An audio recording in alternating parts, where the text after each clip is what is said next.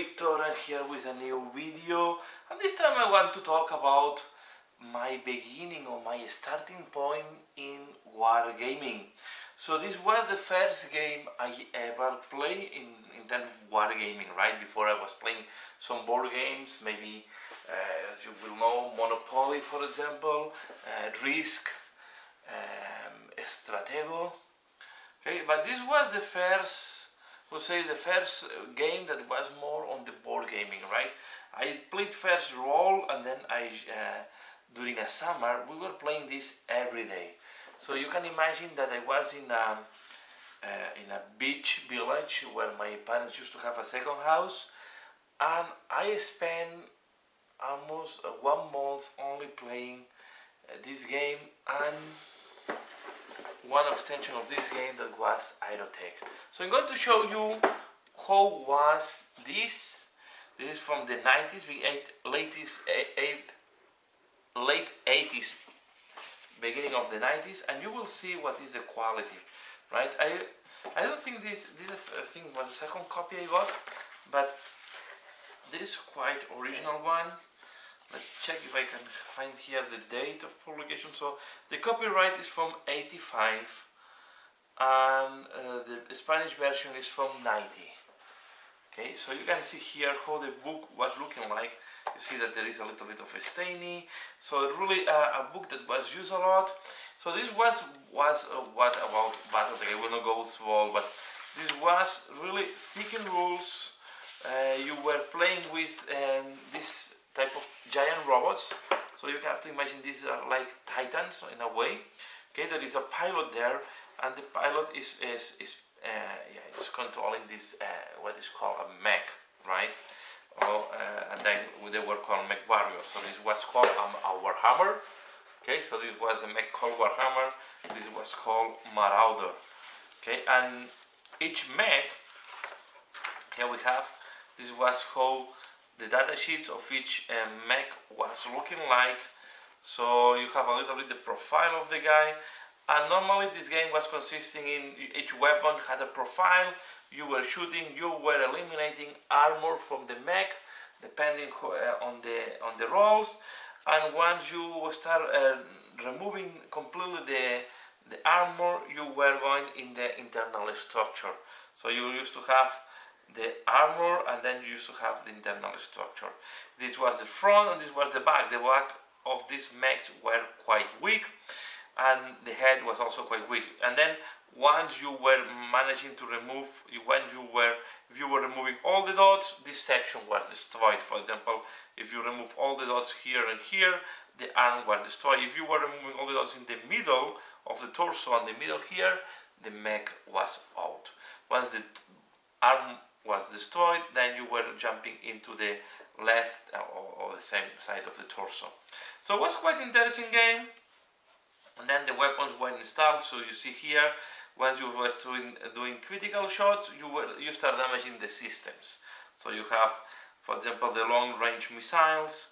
Then you had also, for example, here you have the medium-range laser. You have the machine gun, the heavy laser, okay, and then you have the vital support, or the sensors, or the booth, the radiator sensor, so everything here. And the other thing that was very interesting is that there were rules to be able to do your own mechs, right? So they were here were all the rules on how they move. And then you have also, there was some background, and here you see the profile of, this was the Warhammer, and okay, this was the more iconic one. Here you see some of them. Then there were different mercenaries and different lancers and different type of units that were famous, like the centaurs or the Eridani. So you can see the lancers. So this was of course, at the time I was playing everything in Spanish, so this is why you can see everything in Spanish. So it was all white, black and white, of course, you see here, and this was all inspired in Robotech. So if I show you some of the more iconic mechs from this one, This is from the really Robotech mech, right? Even in the game, there were rules to convert that they can transform into planes. So like, what's happening in Robotech? So it was the small size, the Stinger, but then we had the Crusader, and there were a bigger size that was the Phoenix Hawk. So we have here the Rifleman. So you can see that all this is the Phoenix Hawk. So this was also very similar. You have seen Robotech, you will see them, but some of these were also part of the Robotech. Here we have another one, there was another light one, it was the Wasp. We have the Stinger and the Wasp, okay? So all this was inspired, and here you have another invented one, right? So then you can, this was very open because yeah, you can see there were, and there were also, so there was close combat, so you can see all this is rules. Yeah, this is a lot of information here. Okay, yeah, you see the impact of the missiles, so a lot of rules. You can see it's quite thick. It's quite a thick book, and this was played on hexagonal. So here you see also like this. This was the starting point of so you can have here. This was from the Tech. So here you were able to put a seat in the middle, and the interesting thing is at the back it's empty, so you can do your own terrain if you wanted. So we're only print from one, so one side. This is another one from the Tech. So to fight on cities. So then on the Tech they also include tanks that were much smaller than the mechs, and this was the original terrain. So you can see you had everything was hexagonal. You have the mountains with levels. This was like dangerous terrain. So you can also go down in water. The water was penalizing you in case you go in close combat, but was giving you some additional cooling system. Okay, and then we have here the catalog of the games on the period. So you can see here the Hero Quest. But you can see what was the games in that moment in time, right? Here we see this was the Aerotech, so it was an expansion of terrain. Okay, and you can see here then they make these mechs in metal. Okay, so this is maybe for another session, Shadowrun. So this was the games that were done, and you see here Blood Bowl. So this was the first edition of Blood Bowl. I guess you can also recognize this. So this is miniatures for Advanced Hero Quest, but the curious thing is that they put here some Space Marines, right? So here you have Hero Quest, Advanced Hero Quest, and the curious thing is on Advanced Hero Quest we have a Terminator, what is quite strange because they mix with the Space Hulk. Okay, you see, this was the first edition of Space Hulk. So they were not commercialized in Spain. They were not even commercialized by Games Workshop at that point in time. It was commercialized by a house that was called FASA. This is the catalog from '92. Okay, so even in at that period of time, I was not playing any of these things. So just for you to have an idea, so we had a lot of hexagonal Wargaming, then we have the Battletech, we had Tech, Aerotech, Battletech, another expansion. Then we have the Battletech reinforcements. You can see how many things were for Battletech in that period in time. You can see there were also roll for Battletech, there were the Geotech, there were the mechs.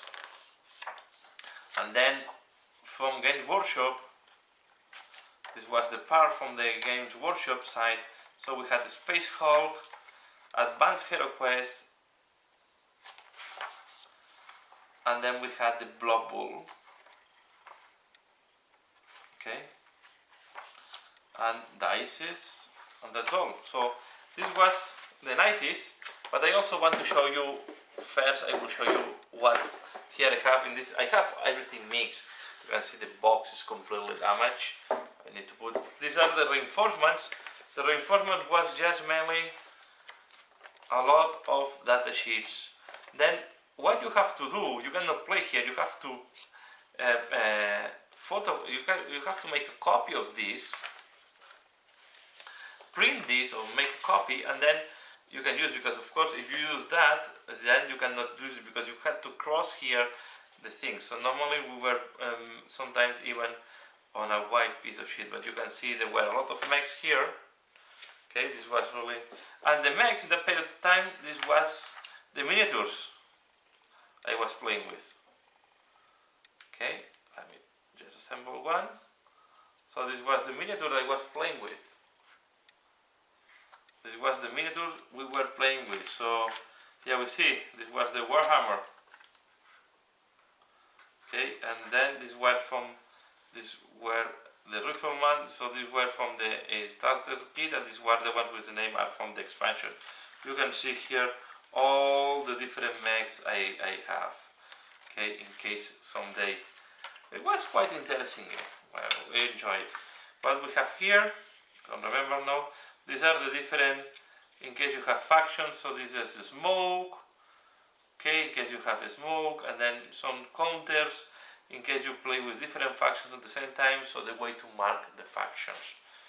You will not take, and this is also fire, in case they were fire, because you were able, so there was rules to put fire on the forest, okay, so you were able with the flamer, you put fire on the forest, and then depending on the wind direction, the smoke was covering you and was giving you cover. So I would say it was very, very quite complex. The rules were quite complete, more than complex, complete. So here we have this is the Kurita,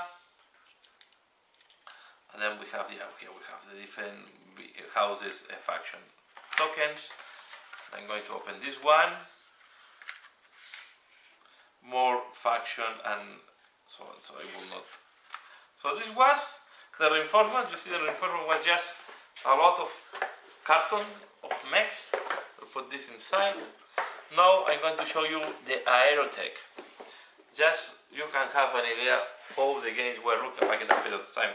These were all, so you can see here, very Robotech.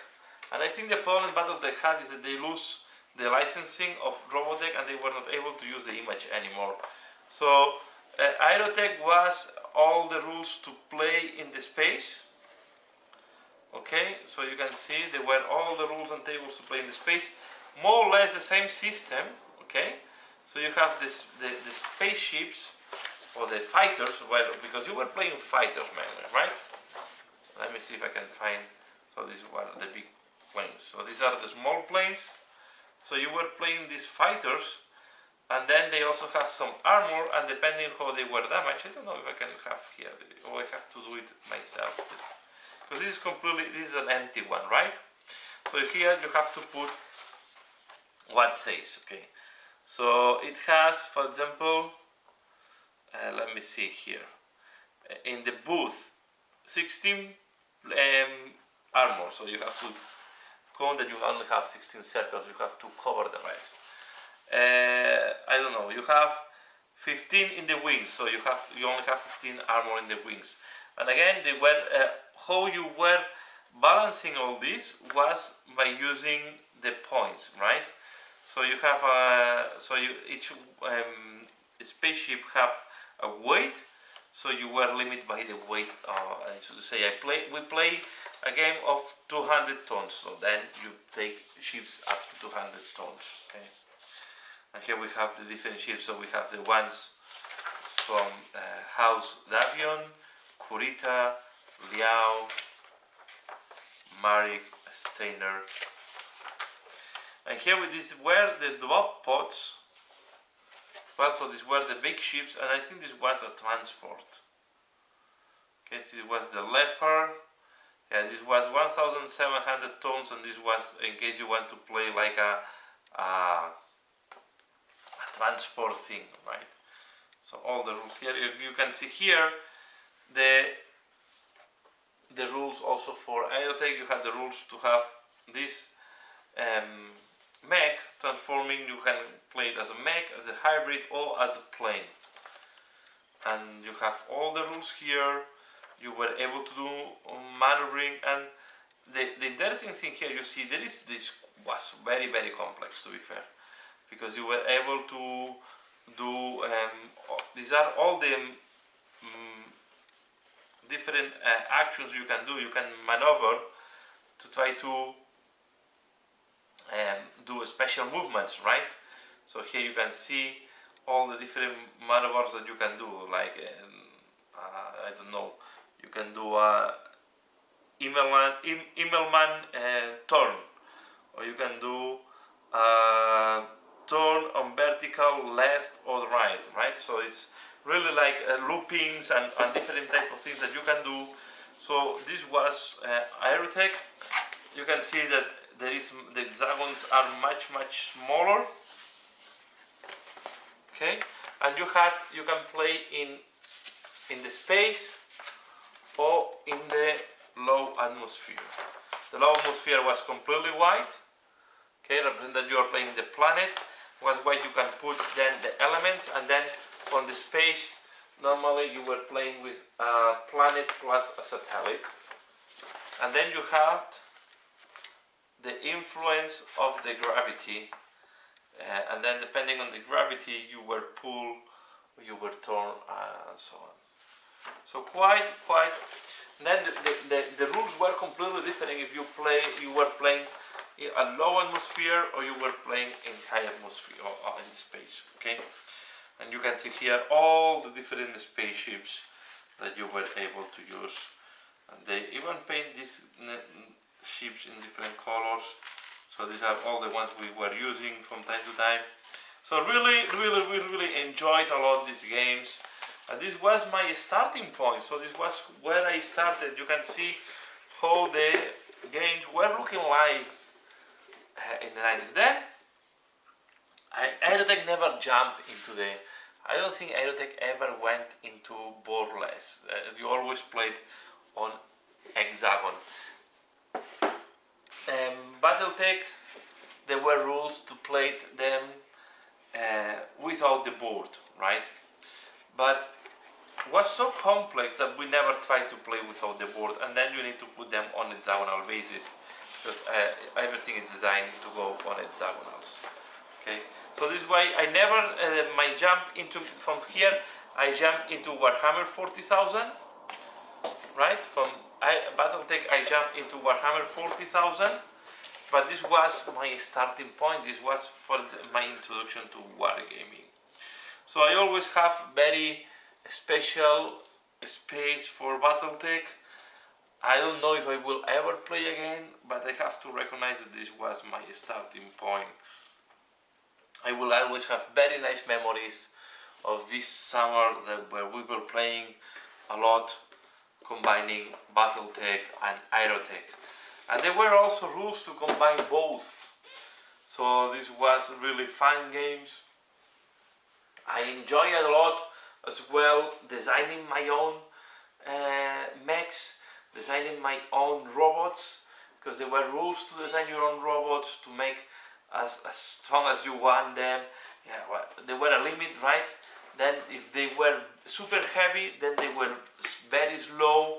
So if you go to the reinforcements, you will see that again the mechs, they go by weight. Okay, so instead of using points like in 40,000, the points are the tones. Okay, for example, this is a 60 tone mech. This is a quite light one because it's moving 5 and 8 hexagons, right? So 60 ton 8, but if you look, for example, if you go heavier, for example, the Victor, this is a very fast one for 80 tons, 4 and 8. Normally they were 4 and 6, right? Like this one, because this was one that can jump as well. But you can see that the heaviest you go, yeah, the Charger was, so you go 4 and 6. Okay, and the heaviest one that was Atlas was 3 and 5, was pretty slow, but it was quite heavily armored. So if you go then to the lighter one, they move 8 and 12, for example, of the Spider. You have 6 and 9, 6 and 9, so you can see, and you can see that they don't have almost armor. The dots are how much armor, so you can compare this. This is a 20 ton, this is a 40 ton, a little bit more armor. This is a 60 ton, and the most popular were on the order between 60 to 65, right? Thunderbolt was a very popular one because it was quite heavy armored. I will say the Jagger mech was not very popular, very light for the weight, not that interesting. For example, this one was quite interesting. The Crusader was quite a popular one, or I don't know, the Archer, very interesting, was a long range mech, because also all the weapons have a different ranges and was quite difficult. Awesome, this was called Awesome 3.5, very slow one, but quite heavily armored. Orion. Okay, so this was with a lot of and then you have here the Goliath. Goliath was also quite is one I like it to use as well. So there were all of this type of mechs. The Battle Master, okay, the Stalker, another one that was. So all these were quite in use. Okay, this was called Banshee. The Banshee, to be fair, for example, was very light. He has not too much power. Was quite fast for heavy, so was more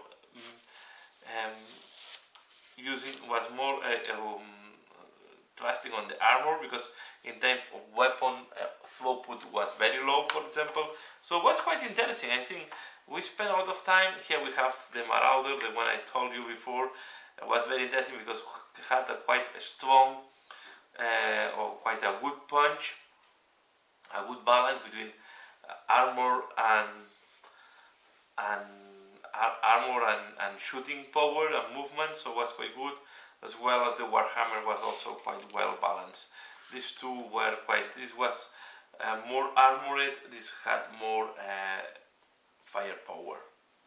Okay, so this is all. I just want to show you this. This was where I started. This was my first steps into the Wargaming, and from there I jumped into 40k, and I have my long history painting miniatures. I have some mechs painted, very old ones, very bad plastic, because after this edition, some years ago they launched a new edition with plastic miniatures inside, but the plastic was garbage, to be fair. These miniatures were garbage. I paint them because I always have this melancholic thinking on Battletech, but to be fair, yeah, you see, I think this is the Shadowhawk, if I'm not wrong. This is the Warhammer, this is the Crusader. So I still remember a lot of names, and I don't know if this is the Stinger or the Wasp. Normally a lance was made by a one heavy, two mediums and one light, or two heavies, one medium and one light. Okay, and then normally we were playing maybe 200 points, and we were forcing to have a light, a heavy. So we were trying to have a little bit of balance in all the games. So this is how you were balancing the game. So that's all what I want to talk here. I hope you find this interesting. It's just taking out some very nice old memories. And yeah, that's all for now. So please give a like if you have liked this video. Let me know if you ever played Battletech, if you have ever played any of these games. Remember, this is from beginning of the 90s. So a lot of people maybe don't know about them anymore. So yeah, that's all for now. This is the Spanish version, of course. And yeah, and that's just some old memories. So as usual, I want to thank you for watching this video. I hope you have enjoyed. Please give a like if that is the case. Thanks a lot for watching, and see you again later. Bye.